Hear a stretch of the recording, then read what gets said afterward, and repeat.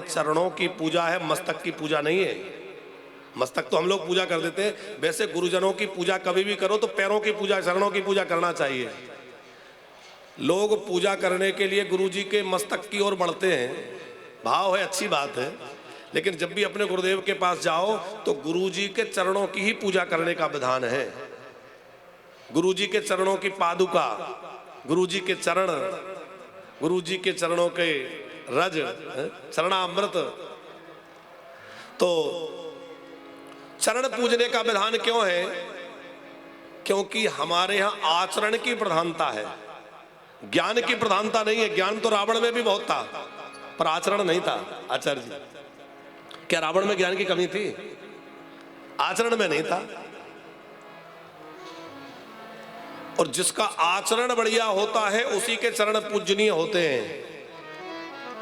बड़ी प्यारी एक कथा है कि चित्रकूट में जब सीताराम जी विराजमान थे, देशराज जी, तो बड़ा प्यारा प्रसंग था कि राम जी ने कुछ पुष्प चयन किया और पुष्पों से सुंदर माला बना के जानकी जी का श्रृंगार कर रहे थे। एक बार चुनि कुसुम सुहाए, निज कर भूषण राम बनाए, सीतई पहराए प्रभु साधर। और बैठे फटक सला पर सुंदर, फटक सला पर बैठे थे। प्रसंग आप लोग जानते हैं। अब जानकी जी ने विचार किया कि जब से हम लोग अयोध्या से आए हैं, राम जी बड़े गंभीर हैं, बहुत ज्यादा कुछ विचार में है। अच्छा, राम जी गंभीर क्यों है, किस बात की चिंता में है? राज्य चला गया इसकी चिंता तो हो नहीं सकती, वन मिल गया इस बात का कोई दुख हो नहीं सकता, पर मेरे वियोग में मेरे अवधवासी अत्यंत दुख पा रहे हैं, इस बात से राम जी थोड़ा चिंतित हैं। मेरे प्रेमी मेरे वियोग में रो रहे हैं, वह ब्रह में जल रहे हैं, इस बात से राम जी थोड़े गंभीर हैं। लेकिन जानकी जी ने सोचा कि इनको प्रसन्न कैसे किया जाए, तो जानकी जी ने सहसा एक प्रसंग निकाला। चरणों की ओर देखते हुए कहा, भगवान देखो, आपके पैरों से मेरे पैर ज्यादा सुंदर हैं, आपके चरणों से मेरे चरण ज्यादा सुंदर हैं। अब राम जी समझ गए कि किस भाव में कह रही हैं। सोचा कि मैं कह दूं हाँ तो बात तो यहीं पूरी हो जाएगी, अब बात बढ़े कैसे? तो राम जी ने कहा, नहीं नहीं देवी, तुम्हारे चरण सुंदर नहीं है, मेरे चरण ज्यादा सुंदर हैं, तुम्हारे चरणों से मेरे चरण ज्यादा सुंदर हैं। तो जानकी जी बोली, नहीं नहीं प्रभु, आप जरा गौर से देखिए, आपके चरणों से मेरे चरण ज्यादा सुंदर हैं। अब दोनों में तकरार होने लगी, थोड़ा विषय बढ़ गया। राम जी बोले, देखो तकरार की बात नहीं है, लक्ष्मण को आने दो, वो दोनों के चरणों की सेवा करता है, उससे पूछेंगे कि कौन के चरण ज्यादा सुंदर है। लक्ष्मण जी आए, कुछ कंदमूल लेने गए होंगे, लक्ष्मण जी से बात रखी। लक्ष्मण जी बोले, भगवान इस दुविधा में मुझे क्यों डाल रहे हैं? आप लोगों का ये आपसी प्रेम है, आप लोग निपटिए। लक्ष्मण जी बोले, मुझे संकट में मत डालिए। राम जी बोले, देखो तुम जो कहोगे हमें मान्य होगा, कोई हम उसका विरोध नहीं करेंगे, तुम जो कहोगे। तो पता है क्या किया लक्ष्मण जी ने? लक्ष्मण जी ने जानकी जी के चरणों को पकड़ लिया और जानकी जी के चरणों में मस्तक रख करके कहा कि ये चरण ज्यादा सुंदर हैं। जानकी जी ने कहा, मैं तो पहले ही कह रही थी मेरे चरण ज्यादा सुंदर हैं, आप तो मान ही नहीं रहे थे। लक्ष्मण जी बोले, माँ एक बात कहूं, बुरा मत मानना। बोले, हाँ कहो। बोले, ये चरण क्यों सुंदर है पता है? क्योंकि ये चरण इन चरणों के पीछे चलते हैं, इन चरणों के कारण ये सुंदर है। यदि ये चरण ना हो तो इन चरणों की भी कोई सुंदरता नहीं रह जाएगी, इन चरणों के कारण ये चरण सुंदर है। बात समझ में आ गई? राम चरणों के कारण ही तो जानकी जी के चरण सुंदर हैं, नहीं तो जिए बेनो देह नदी बिनु बानी, तैसा ही नाथ पुरुष बिनु नारी, तैसे ही नाथ पुरुष बिनु नारी। तो जानकी जी के चरणों की सुंदरता किनके कारण? राम जी के चरणों के कारण। अब राम जी प्रसन्न हो गए, देखो मैंने कहा था मेरे चरण सुंदर हैं। अब लक्ष्मण ने प्रमाणित कर दिया। लक्ष्मण जी बोले भगवान क्षमा करना, छोटे मुंह बड़ी बात, लेकिन एक बात कहूं। राम जी ने कहा कहो कहो। पता है ये चरण क्यों सुंदर हैं? राम जी बोले नहीं, इसलिए कि ये चरण जो है इसलिए सुंदर है कि आपका आचरण अच्छा है। यदि आपका आचरण अच्छा नहीं होता तो आपके भी चरण सुंदर नहीं होते। आपके आचरण के कारण आपके चरणों की सुंदरता है। बात समझ में आई? चरण किसके सुंदर हैं?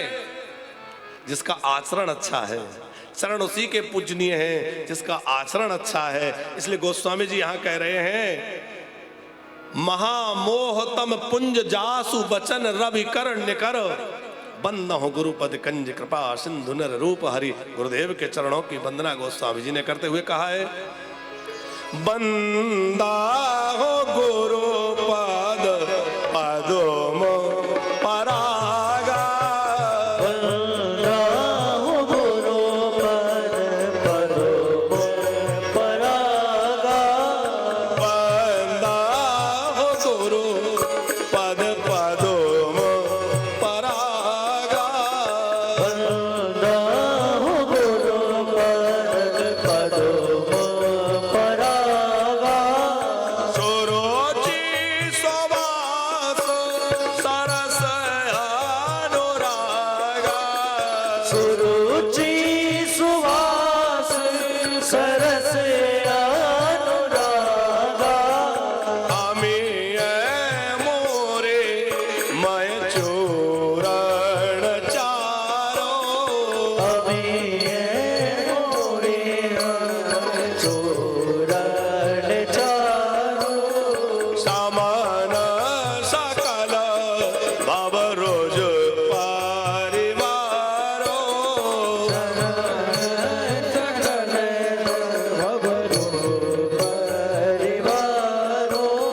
जन मान मांजो मुकुल माल हरणी।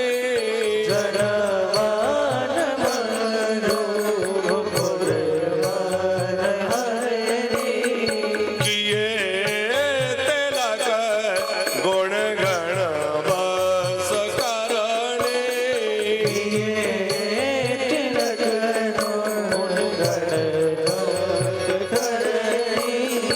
गुरुपाद राजा मृदु मंजोल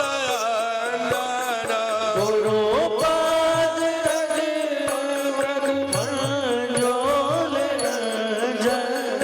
नयन अमिया द्रग दोष विभंजन।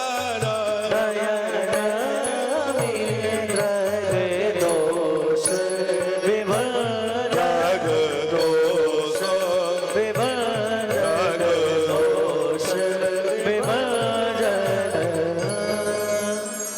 बंद हो गुरुपद कंज कृपा सिंधु नर रूप हरि।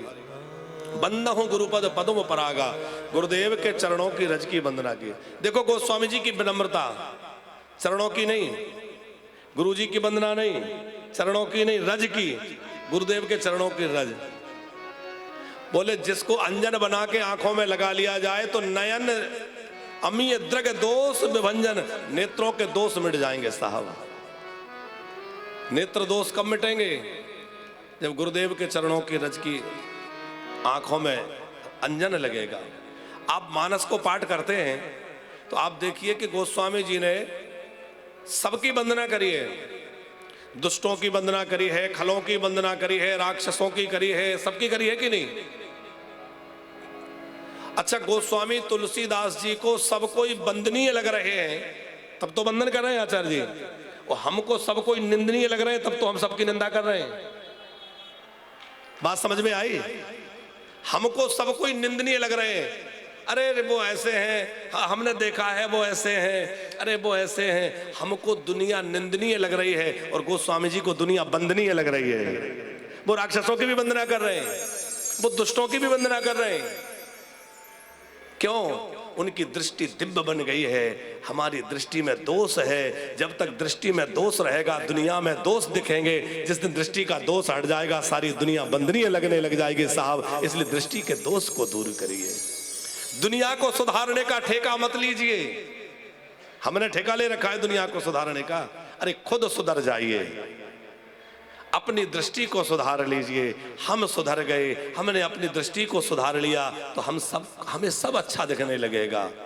हमें दुनिया बुरी दिख रही है, इसका मतलब दुनिया बुरी नहीं हो गई है, हमारी दृष्टि बुरी हो गई है। बात समझना, दृष्टि ठीक कर लोगे तो दुनिया ठीक हो जाएगी। यद दृष्टम तद सृष्टम। काले रंग का चश्मा लगाओगे तो सब काला दिखेगा, नीले रंग का चश्मा, हरे रंग का चश्मा लगाओगे वैसा दिखेगा।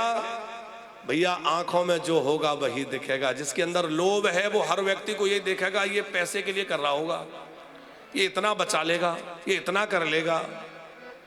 जिसके अंदर काम है वो उसी विकार दृष्टि से सबको देखेगा। कोई बात कर रहा होगा वो ये सोचेगा ये कुछ ना कुछ गड़बड़ है? भैया जिसके अंदर जो होगा उसको वही दिखेगा, और जो राम प्रेमी होगा उसको हर जगह भगवत प्रेम नजर आएगा। सब लोगों में उसको संतत्व दिखेगा, हर कोई उसको वंदनीय लगेगा।